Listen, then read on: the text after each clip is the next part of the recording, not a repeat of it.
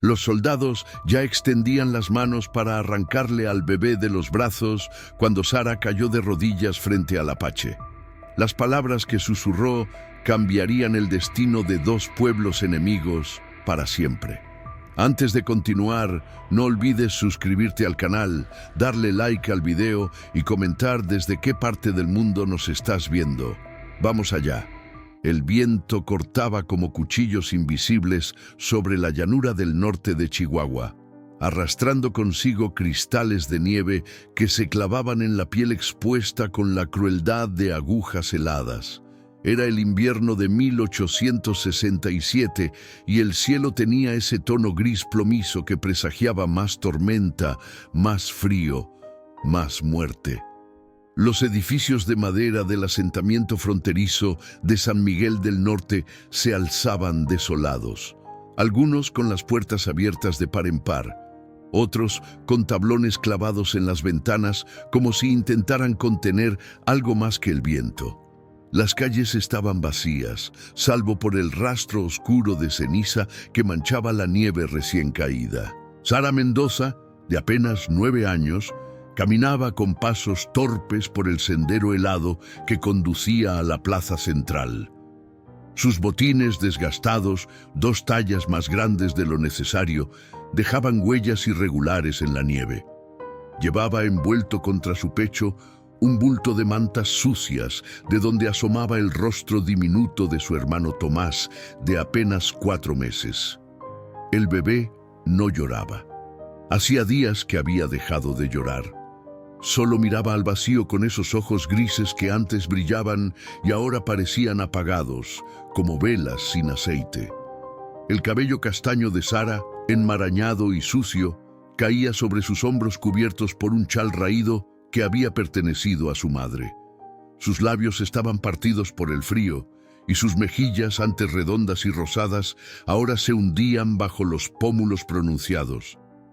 Pero en sus ojos, 2 pozos oscuros y profundos, ardía algo que el hambre y el miedo no habían logrado apagar. La determinación de una niña que había visto demasiado pronto. Desde la entrada del cuartel militar, 2 soldados observaban su avance. Uno de ellos, un hombre de mediana edad con el uniforme manchado y el bigote amarillento por el tabaco, escupió al suelo y murmuró algo que su compañero no alcanzó a escuchar. El otro, más joven, desvió la mirada con incomodidad. Habían llegado con órdenes claras: recoger a los huérfanos supervivientes y trasladarlos al orfanato de Santa Fe, a 4 días de viaje hacia el norte. Nadie hablaba de los que no sobrevivirían al camino. Sara se detuvo en medio de la plaza. A su alrededor, los restos del asentamiento contaban historias silenciosas. La tienda del señor Hernández, donde compraba dulces de piloncillo los domingos, estaba quemada hasta los cimientos. La casa de la familia Ortiz, donde jugaba con las gemelas Lucía y Elena, tenía las ventanas destrozadas y la puerta colgando de una sola bisagra. Y la capilla, aquel refugio de madera pintada de blanco, donde su madre rezaba cada mañana, mostraba ahora un agujero negro en el techo, como una herida abierta en el cielo. La epidemia había llegado con la última caravana de comerciantes, escondida entre las mantas y los sacos de harina. Primero cayó el viejo don Jacinto, luego la maestra Catalina, después los niños más pequeños. En 2 semanas, San Miguel del Norte perdió a más de la mitad de su población. Los que pudieron huyeron hacia el sur. Los que se quedaron, como los padres de Sara, murieron abrazados a la esperanza de que sus hijos sobrevivirían. Un relincho cortó el aire helado. Sara alzó la vista. Al borde de la plaza, donde el camino se adentraba en el bosque de pinos, había un grupo de figuras montadas a caballo. No eran soldados. Sus siluetas se recortaban contra la luz grisácea del amanecer con una quietud que parecía parte del paisaje mismo. Llevaban el cabello largo, recogido con cintas de cuero, y sus rostros pintados con líneas rojas y negras les daban un aspecto que habría aterrado a cualquier adulto del asentamiento. Pero Sara No sintió miedo. Reconoció al que iba al frente, un hombre alto de hombros anchos que montaba un caballo moteado. Era el mismo que hacía meses había compartido agua con su padre durante una tregua pactada en el arroyo que dividía las tierras. Sara recordaba cómo su padre, Manuel Mendoza, había extendido su cantimplora al desconocido con un gesto de respeto, y recordaba cómo el hombre, sin pronunciar palabra, había bebido y luego devuelto la cantimplora con una inclinación de cabeza que su padre interpretó como una promesa silenciosa. Los soldados salieron del cuartel con rifles en mano. El mayor gritó algo en inglés que Sara no entendió, pero el tono era claro, una advertencia. Los jinetes no se movieron. El líder, el hombre del caballo moteado, clavó su mirada en la niña. Sus ojos eran oscuros, profundos como pozos antiguos, pero no había crueldad en ellos. Había algo más, algo que Sara no sabía nombrar, pero que reconocía en su propio pecho. La comprensión de quien ha perdido y sabe lo que cuesta seguir adelante. Sara dio un paso hacia adelante. Sus piernas temblaban, no solo por el frío, sino por la enormidad de lo que estaba a punto de hacer. Tomás emitió un gemido débil entre las mantas. Los soldados avanzaron, gritando órdenes, pero ella no los escuchó. Solo veía al hombre del caballo moteado, solo sentía el peso de su hermano contra su pecho, solo conocía la verdad que ardía en su interior. Si subía a ese carruaje militar, si permitía que la llevaran lejos, nunca volvería a ver el lugar donde sus padres dormían, nunca tendría un hogar. Con la voz quebrada por el esfuerzo y el miedo, alzó el rostro hacia el guerrero apache y pronunció las palabras que cambiarían su destino para siempre. «Puede salvarnos, Señor». El silencio que siguió fue denso, cargado de significados que ninguno de los presentes comprendía del todo. El viento cesó por un instante, como si el propio mundo contuviera el aliento. Y entonces, lentamente, el hombre del caballo moteado bajó la mirada hacia los ojos suplicantes de Sara. En ese momento, el destino de dos mundos comenzó a entrelazarse. El guerrero apache descendió de su caballo con un movimiento fluido que contrastaba con la rigidez del momento. Sus botas de cuero gastado tocaron la nieve sin hacer ruido, como si la tierra misma reconociera su presencia y se apartara con respeto. Era un hombre de unos 40 años, con el rostro curtido por el sol y las tormentas del desierto, marcado por líneas profundas que contaban historias de batallas, pérdidas y decisiones imposibles. Su nombre era Halcón Gris, aunque los colonos lo llamaban simplemente el Apache del Norte. Sara no retrocedió cuando él se acercó. Mantuvo su posición, con Tomás apretado contra su pecho y el mentón levantado en un gesto de valentía que superaba sus 9 años. Los soldados gritaron advertencias en inglés y español, pero sus voces parecían lejanas, como si llegaran desde el otro lado de un valle profundo. El mayor alzó su rifle, apuntando directamente al pecho de Halcón Gris. «¡Atrás, salvaje!», bramó el militar en un español torpe. «¡La niña viene con nosotros!». Halcón Gris no apartó la mirada de Sara. Se arrodilló lentamente frente a ella, bajando su altura hasta quedar a la misma nivel. De cerca, Sara pudo ver las cicatrices que cruzaban su frente, la pintura roja que decoraba sus mejillas en líneas verticales como lágrimas de sangre.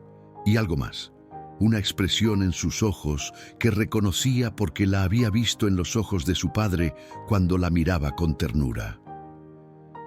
«Tu nombre», dijo el guerrero en un español perfecto, aunque marcado por un acento que hacía que cada palabra sonara más profunda, más antigua. «Sara Mendoza», respondió ella, y su voz temblaba pero no se quebraba. «Y él es Tomás, mi hermano». Halcón Gris extendió una mano áspera y curtida, tocando apenas la manta que envolvía al bebé. Tomás abrió los ojos, 2 pozos grises que parecían demasiado grandes para su carita demacrada. Por un momento, el guerrero permaneció inmóvil, como si estuviera escuchando algo que solo él podía oír. Luego cerró los ojos brevemente y exhaló un suspiro que se convirtió en niebla en el aire helado. «Tu padre, Manuel», dijo con voz grave. «Era un hombre de honor». Sara sintió que las lágrimas le quemaban los ojos. Nadie había pronunciado el nombre de su padre desde el funeral apresurado, cuando los pocos supervivientes del asentamiento cavaron fosas comunes en la tierra congelada. Escucharlo ahora, en labios de este hombre que pertenecía a un mundo tan diferente del suyo, era como recibir un regalo inesperado en medio de la tormenta. «Él me habló de usted», susurró Sara. Dijo que un día, si algo malo pasaba, tal vez usted recordaría su bondad. El soldado mayor dio un paso al frente, gritando órdenes, pero antes de que pudiera avanzar más, los otros jinetes apache descendieron de sus caballos con un movimiento sincronizado que hablaba de años de lucha conjunta. No sacaron armas, no adoptaron posturas agresivas, pero su mera presencia formó una barrera silenciosa entre Sara y los militares. Eran 6 en total, todos con el rostro pintado, todos con la misma quietud tensa de quienes saben cuándo moverse y cuándo permanecer inmóviles. «Esto es asunto del gobierno», advirtió el mayor, aunque su voz había perdido parte de su autoridad. «La niña es huérfana. Tiene que ir al orfanato de Santa Fe, es la ley». Halcón Gris se incorporó sin prisa. Era más alto que el soldado, y cuando lo miró a los ojos, fue el militar quien desvió la vista primero. «¿Tu ley?», preguntó el guerrero, y había algo peligroso en la suavidad de su tono. «La misma ley que trajo la enfermedad que mató a su familia. La misma ley que dejó este lugar abandonado como si las vidas aquí no importaran». El silencio que siguió era tan denso que Sara podía sentirlo en los pulmones. El mayor apretó la mandíbula, su nudillo blanco sobre el rifle. El soldado más joven, que no tendría más de 20 años, miraba el suelo con expresión incómoda. Detrás de ellos, otros 3 militares habían salido del cuartel, pero ninguno avanzaba. Todos parecían entender que estaban ante algo más grande que órdenes y protocolos. «¿Qué propones entonces?», preguntó finalmente el mayor, escupiendo las palabras como si le quemaran la lengua. Halcón Gris no respondió de inmediato. Se volvió hacia sus compañeros y habló en su lengua natal, palabras que fluían como el agua sobre piedras, rápidas y musicales. Sara no entendía ni una sílaba, pero observaba atentamente cada gesto, cada inclinación de cabeza. Uno de los guerreros, un hombre más joven con una cicatriz que le cruzaba la mejilla, frunció el ceño y respondió con tono firme. Otro, de cabello completamente gris y ojos hundidos, asintió lentamente como si acabara de ver algo que los demás aún no comprendían. La conversación se extendió por varios minutos. Sara podía sentir cómo el frío le mordía los dedos, cómo Tomás temblaba contra su pecho, pero no se movió. Sabía, con esa certeza instintiva que solo tienen los niños y los animales, que su futuro se estaba decidiendo en ese momento. Si el guerrero apache decía que no, los soldados la llevarían. Si decía que sí, bueno, ni siquiera sabía qué significaba ese sí, pero cualquier cosa era mejor que el orfanato del que había oído hablar en susurros temerosos. Finalmente, Halcón Gris asintió. Los otros guerreros se relajaron apenas, aunque sus rostros no mostraron emoción alguna. El líder se volvió hacia el soldado mayor con una expresión que no admitía discusión. «Hablaré con los ancianos de mi pueblo», dijo. «Si ellos aceptan, los niños quedarán bajo nuestra protección hasta que se encuentre a sus familiares. Si no aceptan, los traeré de vuelta. Tienes mi palabra». ¿Tu palabra?, bufó el mayor con desprecio. ¿Y qué vale la palabra de un...? No terminó la frase. El guerrero joven con la cicatriz dio un paso adelante, y aunque no tocó su arma, el mensaje fue claro. El mayor cerró la boca, su rostro enrojecido, no solo por el frío. 3 días, dijo finalmente el militar. Tienes 3 días. Si no vuelves con noticias, vendré a buscarla yo mismo. Halcón Gris no respondió. Se volvió hacia Sara y le tendió una mano. Ella la miró, luego miró su rostro, buscando alguna señal de que podía confiar, y lo encontró, en la forma en que él esperaba sin apurarla, en la paciencia infinita de sus ojos, en el recuerdo de aquella tarde junto al arroyo, cuando su padre extendió su cantimplora con respeto y recibió respeto a cambio. Sara tomó su mano. Era áspera y cálida, y cuando él la ayudó a subir al caballo moteado, colocándola con cuidado frente a la silla, ella sintió que algo en su interior se aflojaba por primera vez en semanas. Tal vez era esperanza, tal vez era solo agotamiento. No importaba. Mientras el grupo se alejaba hacia el bosque de pinos, Sara miró hacia atrás una sola vez. San Miguel del Norte desaparecía entre la nieve y la niebla, convirtiéndose en una sombra, en un recuerdo, en un pasado del que solo quedaban cenizas y promesas rotas. Pero en los brazos de un extraño que honraba la memoria de su padre, Sara Mendoza comenzaba un nuevo capítulo de su historia. El bosque se tragó al grupo como una boca oscura y silenciosa. Los pinos se alzaban a ambos lados del sendero, sus ramas cargadas de nieve que caía en copos pesados cada vez que el viento soplaba entre las copas. Sara iba sentada delante de Halcón Gris, su pequeño cuerpo envuelto en una manta de lana gruesa que uno de los guerreros le había ofrecido sin decir palabra. Tomás dormía contra su pecho, su respiración superficial pero constante, como el aleteo de un pájaro herido que aún se niega a caer. El caballo avanzaba con pasos seguros sobre la nieve, siguiendo un camino que Sara no podía distinguir, pero que los apache conocían como si estuviera marcado con señales invisibles. Detrás de ella, el pecho de Halcón Gris subía y bajaba con un ritmo pausado que gradualmente comenzó a calmar el temblor en su propio cuerpo.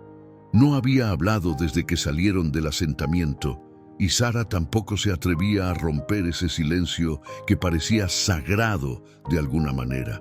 A medida que se adentraban en el bosque, el mundo cambiaba. Los sonidos del asentamiento, el crujir de las maderas podridas, el ulular distante del viento entre los edificios abandonados, fueron reemplazados por el canto suave de pájaros que Sara no reconocía, el susurro de las hojas secas bajo los cascos de los caballos, el murmullo lejano de un arroyo que corría bajo el hielo.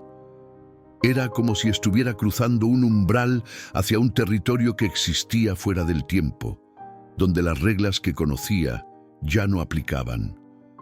Cabalgaron durante horas. El sol, oculto tras nubes espesas, apenas dejaba adivinar su posición en el cielo. Sara perdió la noción del tiempo. Sus párpados pesaban como piedras y varias veces su cabeza cayó hacia adelante antes de que se sobresaltara despierta. En uno de esos momentos sintió que el brazo de Halcón Gris la rodeaba con firmeza, manteniéndola erguida sin apretarla demasiado. Era un gesto de protección silenciosa que le recordó a cuando su padre la llevaba a caballo al mercado de San Juan, antes de que todo se derrumbara. ¿Falta mucho?, se atrevió a preguntar finalmente, su voz apenas un susurro roto por el frío. Pronto, respondió Halcón Gris. Su voz era grave, pero había algo reconfortante en su brevedad. Cuando el bosque comenzó a abrirse, Sara parpadeó con asombro. Ante ellos se extendía un valle protegido por colinas rocosas, donde la nieve era menos espesa y el viento soplaba con menos furia. Tiendas cónicas de piel curtida, decoradas con símbolos pintados en ocre y negro, se alzaban en semicírculo alrededor de fogatas que humeaban contra el cielo gris. Figuras envueltas en mantas y pieles se movían entre las estructuras, algunas cargando leña, otras curtiendo cueros, otras simplemente sentadas cerca del fuego. El campamento estaba vivo, pero no con el bullicio ruidoso que Sara recordaba de San Miguel del Norte. Aquí todo fluía con una calma deliberada, con movimientos medidos y voces que apenas se elevaban por encima del murmullo del viento. Era como observar una danza cuidadosamente coreografiada, donde cada persona conocía su lugar y su propósito. A medida que el grupo entraba al campamento, los rostros se volvieron hacia ellos. Sara sintió el peso de decenas de miradas clavadas en ella. Algunas curiosas, otras desconfiantes, otras simplemente indiferentes. Un niño pequeño, que no tendría más de 5 años, señaló hacia ella con el dedo mientras jalaba la manga de su madre. La mujer, con el cabello recogido en 2 trenzas gruesas y el rostro marcado por tatuajes delicados en la frente, le apartó la mano con suavidad, pero no dejó de mirar a Sara con una expresión inescrutable. Halcón Gris desmontó con fluidez y luego extendió los brazos hacia Sara. Ella dudó apenas un segundo antes de dejarse bajar. Sus piernas temblaban cuando tocaron el suelo, tanto por el frío como por el miedo que comenzaba a trepar por su garganta. ¿Qué estaba haciendo aquí? ¿Cómo había llegado a este lugar donde no entendía el idioma, donde las caras eran diferentes, donde todo le resultaba extraño y aterrador? «Ven», dijo Halcón Gris, y su mano se posó levemente sobre su hombro, guiándola hacia el centro del campamento. Caminaron hacia una tienda más grande que las demás, situada en el punto más alto del valle. Frente a su entrada ardía una fogata generosa y alrededor de ella se sentaban 3 ancianos, 2 hombres y una mujer, todos con el cabello completamente blanco y los rostros surcados por arrugas tan profundas que parecían talladas en madera vieja. Vestían mantas pesadas, decoradas con bordados intrincados, y cada uno sostenía un bastón tallado con símbolos que Sara no reconocía, pero que irradiaban una autoridad silenciosa. Cuando Halcón Gris se detuvo frente a ellos, inclinó la cabeza con respeto. Los ancianos no se movieron al principio, solo observaron a Sara con ojos que parecían ver más allá de la piel, más allá del frío, más allá del miedo. La anciana, cuyo rostro tenía una serenidad casi sobrenatural, fue la primera en hablar. Sus palabras fluyeron en esa lengua desconocida, suave pero firme, como el curso de un río que conoce su destino. Halcón Gris respondió en el mismo idioma, señalando ocasionalmente a Sara y a Tomás. Su tono era respetuoso, pero también firme, como si estuviera presentando un caso ante un tribunal. Sara no entendía nada, pero podía sentir la tensión en el aire, la importancia de cada palabra pronunciada. Uno de los ancianos, un hombre con una cicatriz que le cruzaba el ojo izquierdo, frunció el ceño y habló con voz áspera. Su desaprobación era evidente incluso sin comprender el idioma. El otro anciano, de rostro más benévolo pero igualmente serio, levantó una mano para silenciarlo. Luego se volvió hacia Sara y le habló directamente. Aunque no entendía las palabras, reconoció el tono. Era una pregunta. La anciana tradujo, su español marcado por un acento gutural pero comprensible. ¿Por qué deberíamos proteger a los hijos de quienes nos han quitado tanto? Sara sintió que el suelo se abría bajo sus pies. No tenía respuesta para eso. Era solo una niña. ¿Qué podía decir frente a siglos de dolor y pérdida? Miró a Halcón Gris buscando ayuda, pero él permaneció inmóvil, dejándole claro con su silencio que esta respuesta debía venir de ella. Tomás eligió ese momento para despertar. Gimió débilmente, su carita arrugándose en una mueca de incomodidad. Sara lo acunó contra su pecho, meciéndolo con el movimiento instintivo que había perfeccionado en semanas de cuidarlo sola. Y entonces, con la voz temblando pero la mirada fija en los ojos de la anciana, dijo, porque mi padre creía que la bondad era más fuerte que el odio, y porque si ustedes me rechazan, estarán dejando que ese odio gane. El silencio que siguió fue absoluto. Hasta el viento pareció contener el aliento. Los ancianos se miraron entre sí, comunicándose con gestos casi imperceptibles. Sara esperó, con el corazón latiéndole tan fuerte que estaba segura de que todos podían oírlo. Finalmente la anciana asintió lentamente, y en ese gesto Sara supo que había cruzado el primer umbral de muchos que la esperaban. La tienda que le asignaron estaba en el extremo del campamento, lo suficientemente cerca para ser vigilada, pero lo suficientemente lejos para no incomodar a quienes aún desconfiaban de su presencia. Era una estructura modesta, apenas lo bastante grande para que Sara pudiera estar de pie en el centro, con pieles curtidas como paredes y una abertura circular en el techo para que escapara el humo del fuego. El suelo estaba cubierto con mantas de lana gruesa y pieles de venado que desprendían un olor fuerte, pero no desagradable, como tierra húmeda y humo de leña. Una mujer de mediana edad, con el rostro severo y los brazos cruzados sobre el pecho, les mostró el interior con un gesto brusco. No sonrió, no habló, simplemente señaló las mantas, un cuenco de barro con agua y una pequeña pila de leña seca apilada junto a la entrada. Luego se marchó sin mirar atrás, dejando a Sara sola con Tomás en ese espacio que olía a extraño y a desconocido. Sara se dejó caer sobre las mantas, sintiendo por primera vez en días el peso completo del agotamiento. Tomás lloraba ahora con más fuerza, su llanto agudo cortando el aire frío de la tienda.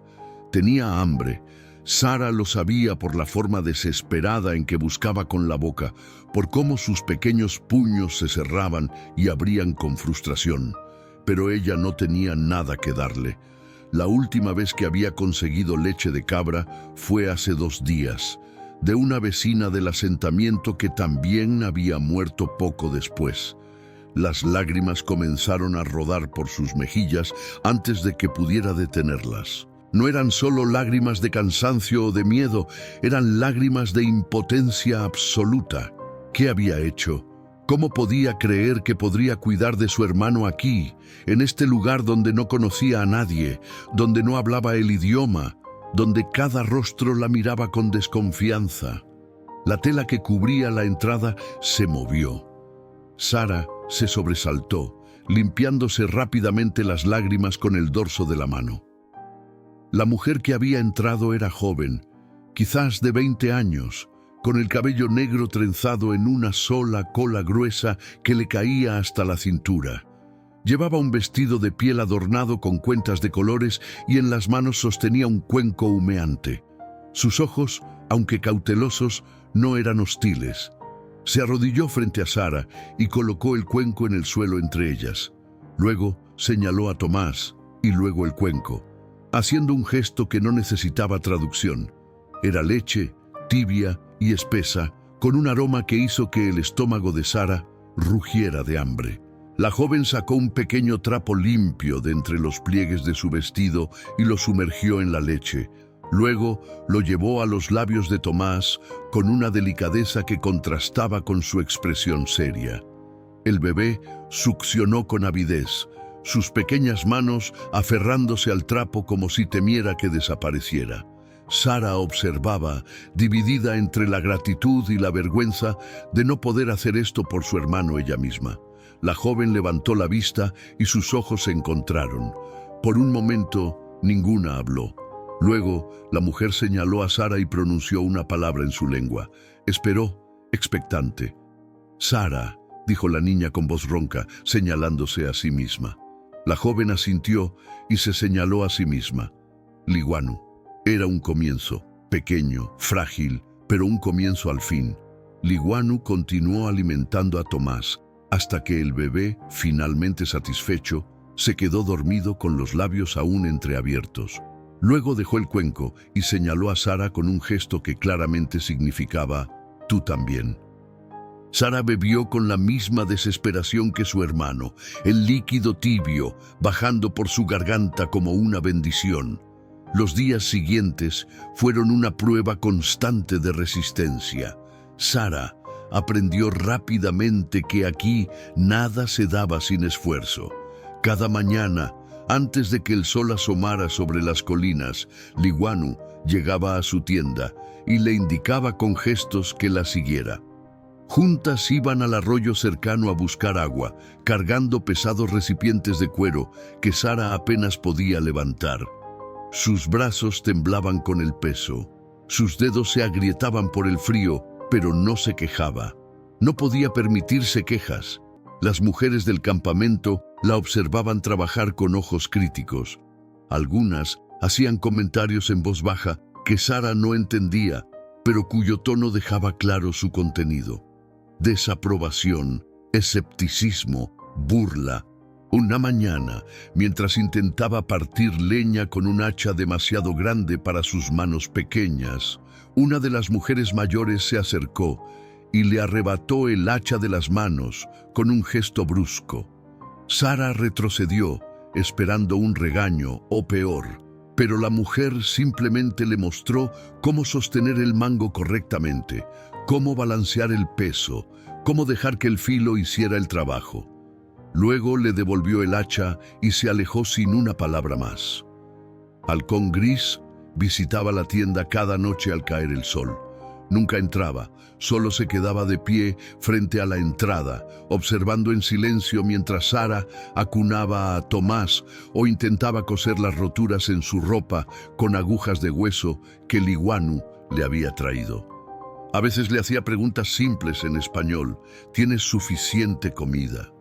El niño está bien. Sara respondía con la verdad, aunque omitía las partes más difíciles. Las noches en que Tomás lloraba sin parar, las miradas de desprecio de algunos guerreros jóvenes, la soledad que la ahogaba como agua fría. Una tarde, mientras Sara recogía ramas secas en el borde del bosque, escuchó voces elevadas provenientes del centro del campamento. Corrió de regreso, temiendo lo peor, y encontró a un grupo de guerreros reunidos alrededor de la fogata central. Entre ellos estaba el joven con la cicatriz en la mejilla que había acompañado a Halcón Gris el día que la rescató. Hablaba con vehemencia, señalando ocasionalmente hacia donde estaba la tienda de Sara. Su rostro estaba enrojecido por la furia, y las venas de su cuello sobresalían como cuerdas tensas. Halcón Gris estaba frente a él, inmóvil como una montaña. No gritaba, no gesticulaba, simplemente escuchaba con esa calma que Sara había llegado a reconocer como su forma de mostrar fuerza. Cuando el joven terminó su diatriba, Halcón Gris habló. Sus palabras eran medidas, deliberadas, pero tenían un peso que hizo que todos los presentes guardaran silencio. Sara no entendía qué se decía, pero sabía que era sobre ella. Sabía que estaba siendo juzgada, medida, cuestionada, y lo único que podía hacer era quedarse allí, de pie en el borde del círculo, con las ramas secas aún en los brazos, y esperar que la bondad de un hombre y la memoria de su padre fueran suficientes para protegerla. Esa noche, cuando Halcón Gris vino a visitarla, su expresión era más sombría de lo habitual. «Hay quienes quieren que te vayas», dijo sin rodeos. «Dicen que traes mala suerte, que tu presencia ofende a los espíritus». Sara sintió que el suelo se hundía bajo sus pies, pero mantuvo la cabeza en alto. «¿Y usted qué dice?» Halcón Gris la miró largamente antes de responder. «Digo que el valor no conoce el color de la piel ni la lengua que habla, y que quien cuida a su hermano como tú lo haces merece respeto, no desprecio». Las semanas se deslizaban con la lentitud de la nieve que se derrite bajo el sol invernal. Sara perdió la cuenta de los días después de la primera luna llena, cuando Liguanu le explicó con gestos y palabras sueltas que en su pueblo el tiempo no se medía como lo hacían los colonos, sino por ciclos de luz y oscuridad, por el movimiento de las estrellas, por las señales que la naturaleza ofrecía a quienes sabían leerlas. Cada amanecer, Sara despertaba con el sonido de los tambores que anunciaban el inicio de las actividades. Tomás había empezado a ganar peso, sus mejillas ya no lucían hundidas y sus ojos comenzaban a brillar con la curiosidad propia de un bebé sano. Liguanu le había enseñado a preparar una papilla con maíz molido y leche que el pequeño devoraba con entusiasmo, manchándose la cara y riendo con esos gorjeos que eran música para los oídos de Sara. Pero el verdadero cambio llegó la mañana en que Sara pronunció su primera frase completa en la lengua apache. Había estado practicando en secreto, repitiendo las palabras que escuchaba durante el día, moviendo los labios en silencio mientras trabajaba. Las consonantes eran difíciles, se atoraban en su garganta como piedras, y los tonos subían y bajaban de maneras que no tenían sentido para su lengua acostumbrada al español. Estaba junto al arroyo, lavando las mantas de Tomás en el agua helada que hacía que sus dedos se pusieran morados, cuando una de las niñas del campamento se acercó. Tenía unos 6 años, con el cabello cortado recto a la altura de los hombros y unos ojos vivaces que no se perdían detalle. Se había mantenido a distancia durante semanas, observando a Sara con curiosidad, pero nunca acercándose demasiado. La niña señaló a Tomás, que dormía en un improvisado Moisés de mimbre que Liguanu había tejido, y preguntó algo en su idioma. Sara reconoció la palabra para hermano y otra que sonaba como nombre. Respiró hondo, reunió todo su coraje y respondió con las palabras que había estado practicando. Bi Atzani Tomás Ginilye, Shille. Mi hermano se llama Tomás. Es mío. La niña abrió los ojos con sorpresa y luego una sonrisa enorme iluminó su rostro. Dio un salto, aplaudió con las manos y corrió de regreso al campamento gritando algo que Sara no entendió del todo, pero que claramente era emoción pura. En cuestión de minutos, un pequeño grupo de niños se había reunido alrededor de Sara, todos hablando al mismo tiempo, haciendo preguntas, señalando cosas y esperando que ella las nombrara en su idioma. Liguanu apareció entre el grupo con una sonrisa que era la primera expresión abierta de alegría que Sara le había visto. Se arrodilló junto a ella y comenzó a enseñarle más palabras, señalando objetos y pronunciando lentamente: agua, piedra, árbol, fuego, cielo. Sara repetía cada una, tropezando con algunas, acertando con otras, y los niños reían no con burla, sino con la alegría genuina de compartir algo precioso. Esa noche, cuando Halcón Gris vino a su visita habitual, encontró a Sara rodeada de 3 niños que le enseñaban una canción sencilla. Se detuvo en la entrada, observando la escena con una expresión que Sara no pudo descifrar. Cuando los niños notaron su presencia, se dispersaron rápidamente con reverencia, dejándolos solos. «Estás aprendiendo», dijo él, y había algo en su voz que sonaba casi como orgullo. «Tengo que hacerlo», respondió Sara, ajustando la manta sobre Tomás. «No puedo vivir aquí sin entender lo que dicen de mí». Halcón Gris se sentó cerca del fuego, algo que nunca había hecho antes. Siempre se quedaba de pie, manteniendo cierta distancia formal. Pero esa noche fue diferente. Extendió las manos hacia las llamas, dejando que el calor le calentara las palmas curtidas. «Tu padre», comenzó mirando el fuego en lugar de a ella. «Manuel, lo conocí hace 3 años durante la sequía grande». Sara se inclinó hacia adelante, hambrienta de cualquier información sobre su padre que pudiera obtener. «¿Qué pasó?»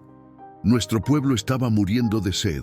Los arroyos se habían secado y los pozos daban agua amarga que enfermaba a los niños. Bajamos a buscar agua en el río que cruzaba por las tierras de tu asentamiento. Los otros colonos nos recibieron con rifles. Tu padre salió adelante, desarmado, y habló con nuestro jefe. Dijo que el agua no pertenecía a nadie, que la tierra la daba libremente y que negarla a quien la necesitaba Era un pecado contra el Creador. Los ojos de Sara se llenaron de lágrimas.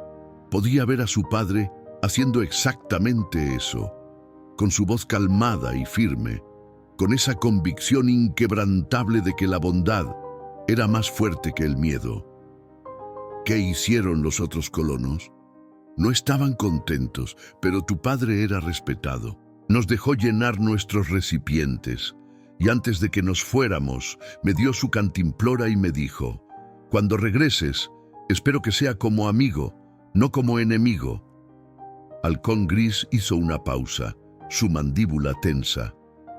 «Por eso vine cuando escuché que la enfermedad había llegado a San Miguel. Por eso busqué su casa. Llegué 2 días tarde». El silencio se extendió entre ellos, pesado de significados. Sara limpió sus lágrimas con el dorso de la mano. «¿Por qué me cuenta esto ahora?» «Porque necesitas saber que no estás aquí por lástima. Estás aquí porque tu padre sembró semillas de respeto y yo estoy honrando la cosecha». Se puso de pie, recuperando esa formalidad distante. «Y porque mañana enfrentarás tu primera prueba verdadera». Sara sintió que el estómago se le retorcía. «¿Qué tipo de prueba?» «Los ancianos han decidido que si quieres quedarte, debes demostrar que puedes contribuir. Mañana irás con las mujeres a recoger raíces medicinales en las colinas. Es un trabajo duro y no todas sobreviven a su primer viaje». No aclaró si se refería al trabajo o a los peligros del terreno. Sara tragó saliva, pero asintió con firmeza. «Estaré lista». Halcón Gris la miró largamente y por primera vez desde que lo conoció, esbozó algo parecido a una sonrisa. «Ya lo estás». Esa noche, Sara no pudo dormir. Acostada bajo las mantas con Tomás durmiendo plácidamente a su lado, miraba el agujero circular en el techo de la tienda donde las estrellas brillaban como ojos vigilantes. Pensaba en su padre, en la cantimplora compartida, en cómo un solo acto de bondad había tejido una red invisible que ahora la sostenía cuando todo lo demás había caído. Se preguntó si él habría imaginado esto.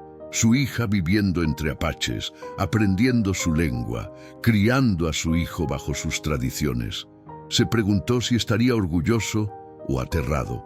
Pero en el fondo de su corazón, Sara sabía la respuesta. Su padre habría estado orgulloso, porque él le había enseñado que la humanidad no tenía fronteras y que el amor se manifestaba en acciones, no en palabras. Al amanecer, cuando Liguanu llegó con las otras mujeres para el viaje a las colinas, Sara estaba lista con Tomás bien envuelto en su espalda y la determinación ardiendo en sus ojos como fuego nuevo. El grupo estaba formado por 6 mujeres, además de Sara. Liguanu iba al frente, cargando una bolsa de piel sobre el hombro y un bastón tallado que usaba para apartar la maleza. Las otras mujeres tenían edades variadas. La más joven apenas superaba los 15 años, mientras que la mayor era una anciana de cabello completamente blanco que se movía con una agilidad sorprendente para alguien de su edad. Ninguna de ellas saludó a Sara directamente, pero tampoco la rechazaron cuando se unió al grupo. El ascenso comenzó con el sol apenas asomándose sobre las montañas. El sendero era empinado, serpenteando entre rocas afiladas y raíces retorcidas que sobresalían del suelo congelado como dedos de gigantes enterrados. Sara sentía el peso de Tomás en su espalda con cada paso, y aunque el bebé dormía pacíficamente, sus piernas temblaban con el esfuerzo de mantener el equilibrio en el terreno irregular. Nadie hablaba. El silencio solo era interrumpido por el crujir de las hojas secas bajo sus pies y el canto distante de un ave rapaz que sobrevolaba las cumbres. Sara intentaba concentrarse en poner un pie delante del otro, en no tropezar, en no mostrar debilidad. Pero después de 2 horas de ascenso, sus pulmones ardían y el sudor le corría por la espalda a pesar del frío cortante. Fue entonces cuando resbaló. Su pie derecho pisó una piedra suelta que rodó bajo su peso, y antes de que pudiera agarrarse de algo, cayó de rodillas sobre el suelo rocoso. El dolor fue instantáneo y agudo, como si 1000 agujas le atravesaran las piernas. Tomás se despertó con un gemido asustado, pero Sara lo mantuvo firmemente sujeto mientras intentaba ponerse de pie. Sus rodillas sangraban a través de la tela rota de su vestido y sentía cómo la sangre tibia le bajaba por las espinillas. Las mujeres se detuvieron. La anciana se volvió y observó a Sara con ojos que no mostraban compasión ni burla, solo evaluación. Sara esperó que alguien la ayudara, que Liwanu al menos le tendiera la mano, pero ninguna se movió. Comprendió entonces que esto también era parte de la prueba. No solo debía llegar a la cima, sino hacerlo por su propia cuenta. Apretó los dientes, colocó las manos sobre una roca cercana y se impulsó hacia arriba. El dolor en las rodillas era intenso, pero lo ignoró. Ajustó el peso de Tomás, que ahora lloraba con más fuerza, y dio un paso adelante, luego otro y otro.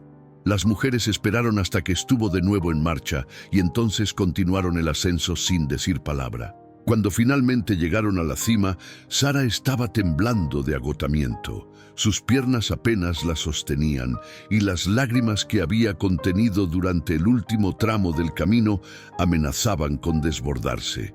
Pero se mantuvo erguida, negándose a mostrar cuán cerca estaba de colapsar. El lugar al que habían llegado era un pequeño claro rodeado de pinos antiguos. El suelo estaba cubierto de musgo y entre las rocas crecían plantas de hojas gruesas y raíces profundas. La anciana se arrodilló y comenzó a excavar con un cuchillo de hueso, extrayendo raíces largas y retorcidas que limpiaba con cuidado antes de colocarlas en su bolsa. Las otras mujeres se dispersaron por el claro, cada una trabajando en silencio con movimientos precisos y practicados. Liwanu se acercó a Sara y le entregó un cuchillo pequeño. Le mostró cómo identificar las plantas correctas por la forma de sus hojas y el color de sus tallos. Sara observó atentamente, memorizando cada detalle. Luego se arrodilló junto a una planta y comenzó a excavar. La tierra estaba congelada y dura, y sus manos pronto se llenaron de ampollas. Pero no se detuvo. Trabajaron durante horas. El sol alcanzó su punto más alto y luego comenzó a descender lentamente hacia el horizonte. Sara llenó su bolsa con las raíces que Liwanu aprobaba con un gesto, descartando las que no servían. Tomás, después de ser alimentado con la papilla que Sara había traído, jugaba en una manta extendida sobre el musgo, observando fascinado las sombras que los árboles proyectaban sobre el suelo.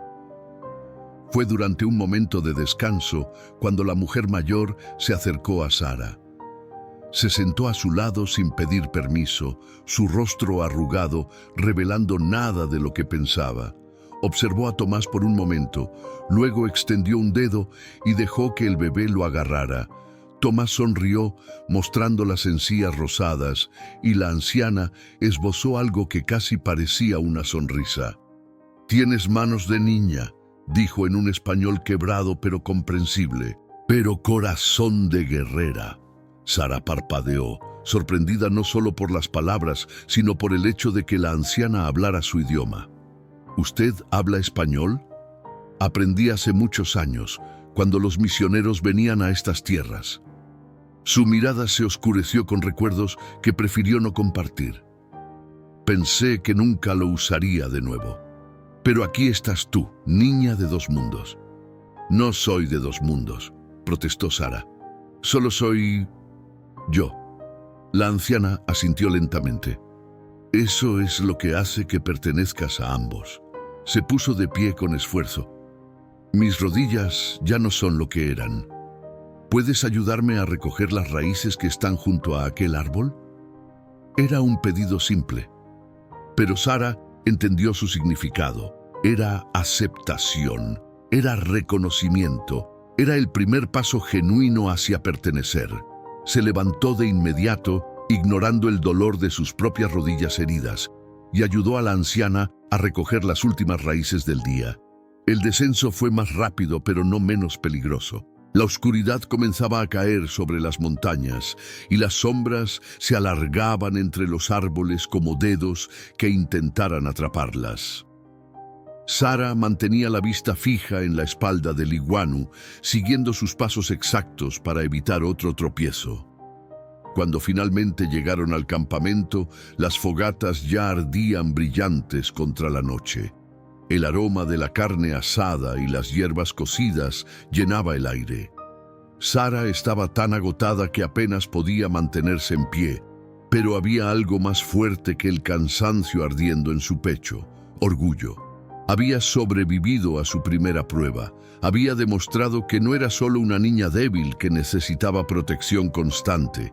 Había ganado, si no el respeto completo, al menos la oportunidad de seguir intentándolo. Halcón Gris la esperaba frente a su tienda. Cuando sus ojos se encontraron, él asintió una sola vez. No dijo nada, pero no hacía falta. En ese gesto silencioso, Sara supo que había cruzado otro umbral más. Los 3 días que el soldado mayor había concedido habían pasado hacía semanas, pero nadie había venido a reclamar a Sara. El campamento había caído en una rutina que comenzaba a sentirse como normalidad. Sara ya no era la extraña que todos observaban con desconfianza. Ahora era simplemente parte del paisaje, como las rocas que bordeaban el arroyo o los pinos que susurraban con el viento. Pero esa mañana de principios de primavera, cuando la nieve comenzaba a derretirse y los primeros brotes verdes asomaban entre las rocas, el equilibrio frágil que habían construido se resquebrajó. El centinela había avistado un grupo de jinetes aproximándose desde el sur. Eran 5, todos con uniformes militares que brillaban con botones de latón bajo el sol matutino. A la cabeza cabalgaba el mayor que había estado en San Miguel del Norte, su rostro enrojecido por el viaje y su expresión más dura que la piedra. El campamento entró en alerta silenciosa. Los niños fueron llevados al interior de las tiendas. Las mujeres se reunieron en grupos cerrados y los guerreros tomaron posiciones estratégicas sin hacer ruido. Sara, que había estado lavando ropa junto al arroyo, cuando escuchó el murmullo de advertencia, corrió de regreso a su tienda y abrazó a Tomás contra su pecho. El bebé, que ahora ya balbuceaba y reía con frecuencia, pareció sentir su tensión y permaneció inusualmente quieto. Halcón Gris salió a recibir a los soldados en el centro del campamento. A su lado estaban los 3 ancianos y varios guerreros, formando una línea defensiva invisible, pero innegable. Sara observaba desde la entrada de su tienda, el corazón latiéndole con tanta fuerza que sentía que todos podían oírlo. El mayor desmontó con movimientos bruscos, dejando caer las riendas al suelo con desdén. Los otros 4 soldados permanecieron montados, con las manos cerca de sus rifles, pero sin empuñarlos todavía. La tensión en el aire era tan espesa que parecía dificultar la respiración. «Vine por la niña», dijo el mayor sin preámbulos, su español torpe pero lo suficientemente claro. «Dijiste 3 días. Han pasado más de 40. Halcón Gris no se inmutó. Dije que hablaría con los ancianos. Lo hice. Ellos decidieron que la niña puede quedarse hasta que encontremos a sus familiares. Eso no es asunto tuyo, ni de tus ancianos», escupió el mayor. «La ley dice que los huérfanos van al orfanato. Vengo a cumplir la ley». «¿Tu ley?». La voz de Halcón Gris era peligrosamente suave. «Tu ley no tiene poder aquí. Estas son tierras protegidas por el Tratado de Guadalupe». El mayor rió, pero no había humor en el sonido. «¡Tratados! Siempre hablan de tratados como si significaran algo. El gobierno puede cambiar de opinión cuando quiera, salvaje. Y yo tengo órdenes de traer a esa niña». Sara sintió que las rodillas se le aflojaban. No quería volver. No podía volver. Aquí, por primera vez desde la muerte de sus padres, había encontrado algo parecido a un hogar. Había aprendido a moler maíz con las manos, a identificar plantas medicinales por su aroma, a arrullar a Tomás con canciones en un idioma que apenas dominaba, pero que sonaba hermoso en su voz. Había encontrado personas que, aunque inicialmente desconfiadas, comenzaban a mirarla con algo que se parecía al afecto. Liguanu apareció junto a Sara sin hacer ruido. Colocó una mano sobre su hombro y la apretó con firmeza, un gesto silencioso de solidaridad. Otras mujeres se acercaron también, formando un semicírculo protector alrededor de la tienda. No dijeron nada, pero su presencia hablaba más fuerte que cualquier palabra. La anciana que había hablado con Sara en las colinas avanzó con pasos lentos pero decididos. Se detuvo frente al mayor, su pequeña estatura contrastando cómicamente con la del militar corpulento. Pero había algo en sus ojos que hizo que el hombre retrocediera involuntariamente medio paso. «Esta niña», dijo en español perfecto, «no es prisionera, es invitada. Aprende nuestras costumbres, respeta nuestros espíritus, cuida a su hermano con un amor que muchas madres no muestran. ¿Por qué habríamos de entregarla a gente que la ve como un número en una lista? Porque esa es la ley», insistió el mayor, aunque su voz había perdido algo de su convicción anterior. «Hay leyes más antiguas que las escritas en sus papeles», respondió la anciana. «Leyes del corazón, de la compasión, de la humanidad compartida. ¿Cuándo dejaron de importarles esas?». El silencio que siguió fue incómodo. Los soldados más jóvenes intercambiaron miradas, claramente incómodos con la situación. Uno de ellos, un muchacho de no más de 18 años, con el rostro aún suave de la juventud, bajó la vista al suelo. Entonces Sara tomó una decisión. Entregó a Tomás a Liguanu, salió de la protección del grupo de mujeres y caminó hacia el centro del claro. Sus piernas temblaban, pero mantuvo la cabeza en alto. Cuando se detuvo frente al mayor, sus ojos, esos ojos oscuros que habían visto demasiada muerte para su corta edad, se clavaron en los del soldado sin pestañear. «No iré con usted», dijo con voz clara y firme. «Mi padre me enseñó que un hogar no es un lugar, es donde la gente te trata con bondad. Usted viene aquí con armas y amenazas. Ellos», señaló a Halcón Gris y los ancianos, «me recibieron cuando estaba muriendo en la nieve. ¿Quién cree que merece mi lealtad?». El mayor abrió la boca, pero antes de que pudiera responder, Halcón Gris dio un paso al frente. «Si quieres llevártela, tendrás que llevarte también a cada persona de este campamento, porque antes de permitir que la arranques de aquí por la fuerza, derramaremos sangre, y esa sangre estará en tus manos, no en las nuestras». No era una amenaza vacía. Los guerreros se tensaron, sus manos moviéndose casi imperceptiblemente hacia sus armas. Los soldados montados levantaron sus rifles, pero sus rostros mostraban más miedo que determinación. Estaban superados en número, en terreno desconocido y enfrentando a gente que defendía algo más valioso que órdenes militares. Defendían principios. El mayor pareció calcular sus opciones. Su mandíbula se movía como si masticara palabras amargas. Finalmente escupió al suelo y se volvió hacia su caballo.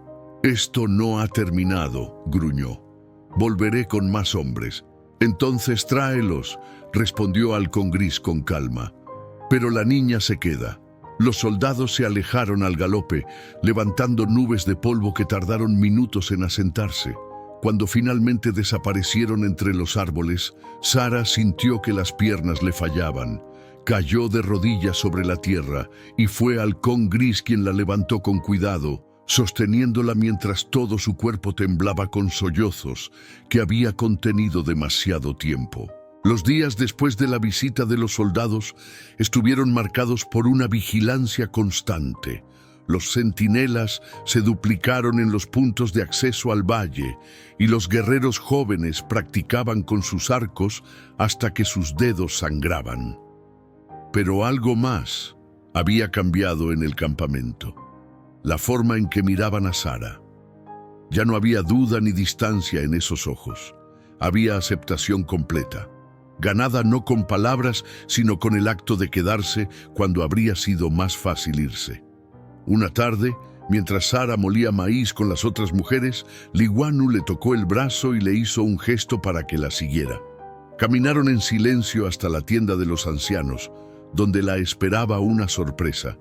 Sobre una manta extendida había un vestido nuevo de piel de venado, decorado con cuentas de colores y bordados intrincados que habrían tomado semanas en completarse.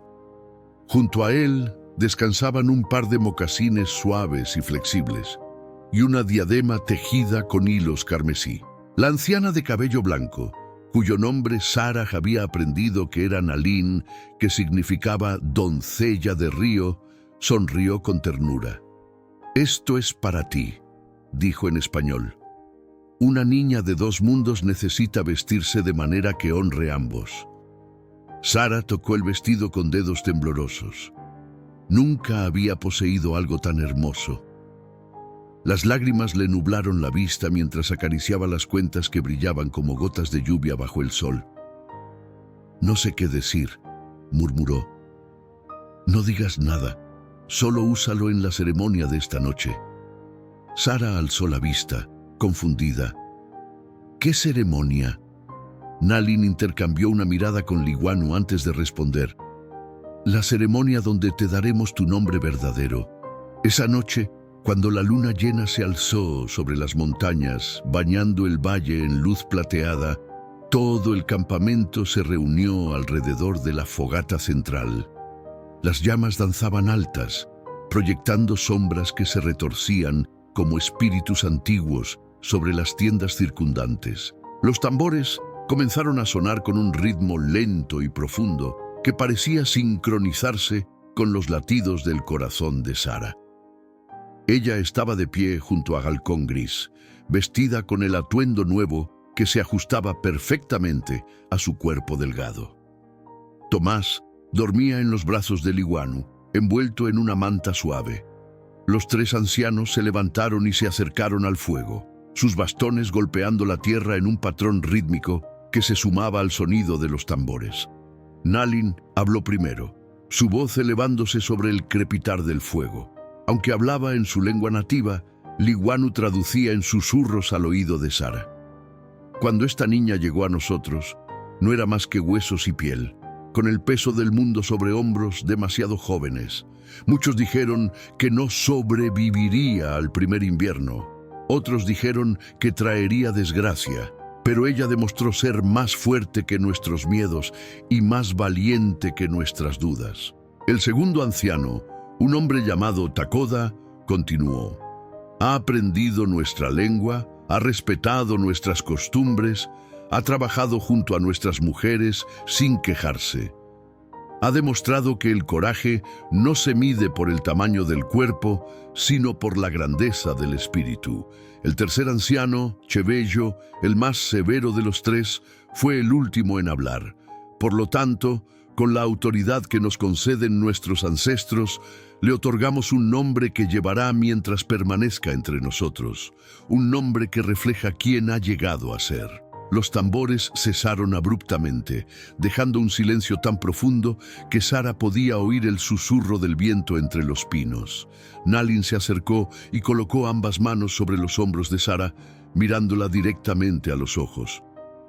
«Te llamaremos Ayasha», dijo en voz alta y clara. «Pequeña. No por tu tamaño, sino porque llegaste pequeña y vulnerable, y aún así encontraste la fuerza para crecer». Sara sintió algo quebrarse dentro de ella, pero no era dolor. Era liberación, era aceptación, era el reconocimiento de que había encontrado algo que creía perdido para siempre: pertenencia. Ayasha, repitió, probando el nombre en su lengua. Sonaba correcto, como si siempre hubiera sido suyo. El campamento estalló en celebración. Los tambores retomaron su ritmo, esta vez más rápido y alegre. Las mujeres comenzaron a cantar y algunos de los guerreros jóvenes iniciaron una danza alrededor del fuego. Sara, ahora Ayasha, fue llevada al centro del círculo, donde las mujeres la rodearon, tocando su cabello, su vestido, su rostro, como si quisieran confirmar que era real, que era una de ellas. Cuando finalmente la celebración comenzó a calmarse y las familias empezaron a retirarse a sus tiendas, Halcón Gris se acercó a Sara. No había participado en la danza ni en el canto, pero había observado todo con una expresión que ella no podía descifrar del todo. «Camina conmigo», dijo simplemente. La llevó hasta el borde del campamento, donde el terreno descendía hacia un mirador natural que ofrecía una vista del valle completo. Las luces de las fogatas parpadeaban como estrellas caídas sobre la tierra. Se sentaron sobre una roca plana, el silencio cómodo entre ellos. «Tu padre estaría orgulloso», dijo Halcón Gris después de un largo momento. Sara, Ayasha, sintió las lágrimas acumularse de nuevo. «A veces me pregunto si me reconocería. Ya casi no recuerdo cómo era mi vida antes». «Eso no significa que hayas olvidado quién eres, solo significa que te has permitido crecer». Hizo una pausa, mirando las estrellas. «Hay algo que debes saber. He enviado mensajeros a buscar a tus familiares, a tu tía Elena, hermana de tu madre, que vive en Monterrey». El corazón de Sara dio un vuelco. «¿Por qué? Porque hice una promesa. Dije que te protegería hasta encontrar a tu familia. Y un hombre que no cumple sus promesas no merece respeto». Sara lo miró largamente, estudiando su perfil iluminado por la luz de la luna. Había algo en su expresión, algo vulnerable que rara vez mostraba. «¿Y si ella viene por mí? ¿Y si quiere llevarme con ella?» Halcón Gris finalmente la miró, y en sus ojos había una tristeza profunda. «Entonces deberás elegir, porque aunque tu lugar aquí está asegurado, no puedo pedirte que renuncies a tu sangre por nosotros». El silencio que siguió estuvo cargado de significados que ninguno se atrevía a nombrar. Elena Mendoza llegó al campamento una mañana de primavera temprana, cuando los capullos apenas comenzaban a abrirse en los árboles y el aire olía a tierra mojada y promesas nuevas. Venía acompañada por 2 mensajeros apache y un guía mestizo que había servido de intérprete durante su viaje desde Monterrey. Era una mujer de unos 35 años, con el cabello oscuro recogido en un moño elegante y vestida con un traje de viaje que, aunque polvoriento, revelaba cierta posición económica. Ayasha la vio llegar desde lejos, su corazón dividiéndose en 2 direcciones opuestas. Reconocía los rasgos de su madre en el rostro de Elena, los mismos pómulos altos, la misma nariz recta, los mismos ojos que miraban el mundo con determinación. Pero también veía a una extraña, alguien que pertenecía a un mundo que ahora le parecía lejano, como un sueño medio olvidado. Cuando Elena desmontó y la vio, su rostro se transformó. Las lágrimas brotaron inmediatamente y corrió hacia Ayasha con los brazos extendidos. «¡Sara! ¡Ay, Dios mío, Sara!». La abrazó con fuerza, sollozando contra su cabello. «Pensé que te había perdido también. Cuando llegó la noticia de la epidemia, cuando dijeron que no había sobrevivientes». Ayasha se quedó rígida en el abrazo. El nombre Sara sonaba extraño en sus oídos ahora, como si perteneciera a otra persona, a otra vida. Cuando finalmente se separaron, Elena la sostuvo por los hombros, examinándola de arriba a abajo con una mezcla de alivio y confusión. «¿Qué llevas puesto? ¿Qué te han hecho?». «Nada malo», respondió Ayasha, su voz más firme de lo que se sentía por dentro. «Me salvaron, me dieron un hogar». Elena miró alrededor del campamento, su expresión pasando del alivio a la inquietud.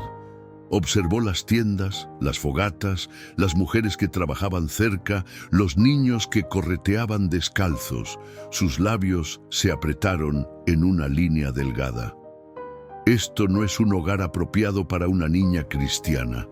Gracias a Dios llegué a tiempo». Se volvió hacia los ancianos que se habían reunido para presenciar el encuentro.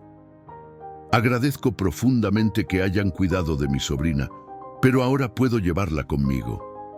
Tengo una casa en Monterrey, una vida respetable. Ella recibirá educación apropiada, aprenderá a ser una señorita de bien. Halcón Gris, que había permanecido a distancia, dio un paso adelante.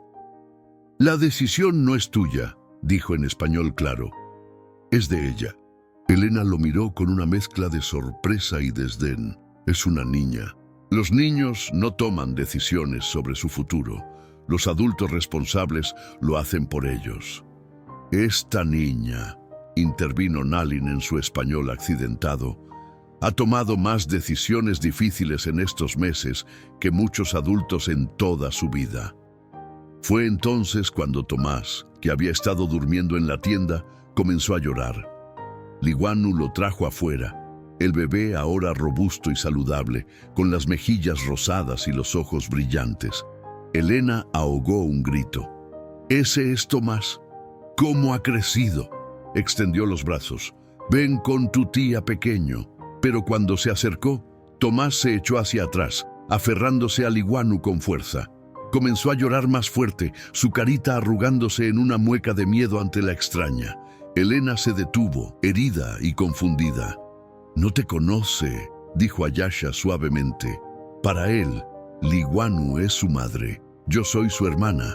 Esta gente es su familia. Pero yo soy su sangre», protestó Elena, su voz quebrándose. «Soy la hermana de tu madre. Ustedes son mi responsabilidad». «No somos responsabilidades», respondió Ayasha, sintiendo una claridad cristalina asentarse sobre ella. «Somos personas, y estas personas nos vieron cuando más lo necesitábamos». Elena sacudió la cabeza, las lágrimas rodando por sus mejillas. «Sara, por favor, sé que has pasado por mucho, pero esto no puede continuar. No puedes vivir como ellos. No es apropiado, no es seguro. Los soldados te buscan. Habrá más problemas». «Mi nombre es Ayasha», dijo la niña con firmeza. «Sara murió en la nieve junto a sus padres. Yo soy quien queda». El silencio que siguió fue tenso. Elena miró a su sobrina como si fuera una desconocida, y quizás lo era. La niña asustada que había esperado encontrar no existía más. En su lugar había una joven que miraba el mundo con ojos que habían visto la muerte y habían elegido la vida, que habían conocido el rechazo y habían encontrado la aceptación, que habían aprendido que la familia se construía con amor, no con sangre. Esa noche, Elena aceptó quedarse en el campamento. Nalin le ofreció una tienda y comida, y aunque la mujer lo aceptó con reticencia, no rechazó la hospitalidad. Ayasha pasó horas hablando con ella, contándole sobre la muerte de sus padres, sobre el frío de aquella noche, sobre cómo Halcón Gris había honrado una deuda de bondad. «Tu padre siempre fue demasiado blando con esa gente», murmuró Elena, aunque su tono había perdido parte de su filo. «Pero supongo que al final su bondad te salvó». «No fue solo su bondad», corrigió Ayasha. «Fue la decisión de Halcón Gris de ver más allá de las diferencias. Fue la valentía de los ancianos de aceptarme. Fue la paciencia de Liguanu al enseñarme. Fue todo eso junto». Elena la miró largamente y en sus ojos había una lucha interna. «Si te quedas aquí, los soldados volverán. Podrían lastimarte, lastimar a esta gente. Y si me voy, estaré traicionando a quienes me dieron una segunda oportunidad de vivir». No había respuesta fácil. Esa noche, mientras Elena dormía inquieta en su tienda temporal, Ayasha se sentó bajo las estrellas con Halcón Gris, el peso de la decisión más difícil de su vida presionando sobre sus hombros. El amanecer llegó con una niebla espesa que cubría el valle como un manto de algodón. Ayasha no había dormido. Había pasado la noche entera sentada junto a la fogata moribunda, observando cómo las brasas se apagaban lentamente mientras su mente daba vueltas sin cesar. A su lado, Tomás dormía profundamente en su regazo. ajeno a la tormenta que rugía en el corazón de su hermana. Cuando Elena emergió de su tienda, encontró a Ayasha esperándola. La niña se había vestido de manera deliberada. Llevaba su vestido apache ceremonial, pero sobre él había colocado el chal que su madre le había dejado, el único objeto de su vida anterior que había conservado. Era un símbolo perfecto de lo que se había convertido, una mezcla de dos mundos, sin pertenecer completamente a ninguno, pero honrando a ambos. «He tomado una decisión», dijo Ayasha antes de que Elena pudiera hablar. Su tía se sentó junto a ella, el rostro tenso con anticipación. «No iré contigo a Monterrey», continuó Ayasha, y antes de que Elena pudiera protestar, levantó una mano. «Pero tampoco me quedaré aquí permanentemente». Elena frunció el ceño, confundida. «No entiendo». «He hablado con Halcón Gris y con los ancianos», explicó Ayasha, las palabras saliendo con la claridad de quien ha pasado toda la noche encontrándolas. «Ellos están de acuerdo en que Tomás y yo nos quedaremos aquí durante los veranos, aprendiendo sus costumbres, viviendo como parte del pueblo. Pero durante los inviernos iremos contigo a Monterrey. Recibiré educación formal, aprenderé a leer y escribir mejor, conoceré el mundo del que vengo». «¿Y crees que los soldados aceptarán eso?», preguntó Elena con escepticismo. «Halcón Gris enviará una carta al gobernador territorial», respondió Ayasha. «Explicará que soy adoptada por el pueblo bajo sus leyes, pero que mantengo vínculos con mi familia de sangre. No soy prisionera ni huérfana sin hogar. Soy un puente». La palabra quedó suspendida en el aire de la mañana. Un puente. Algo que conectaba dos orillas sin pertenecer completamente a ninguna, pero esencial para que ambas pudieran alcanzarse. Elena miró a su sobrina por largo rato. Podía ver la determinación en esos ojos oscuros, la madurez que no debería existir en una niña de 9 años, pero que la tragedia había forjado como metal al fuego. «Tu madre», dijo Elena con voz temblorosa, «habría estado orgullosa de ti. Asustada, confundida, probablemente habría discutido contigo durante horas, pero orgullosa». Ayasha sintió las lágrimas acumularse, pero no las dejó caer. «¿Aceptarás esto? ¿Aceptarás que soy ambas cosas, Sara y Ayasha?»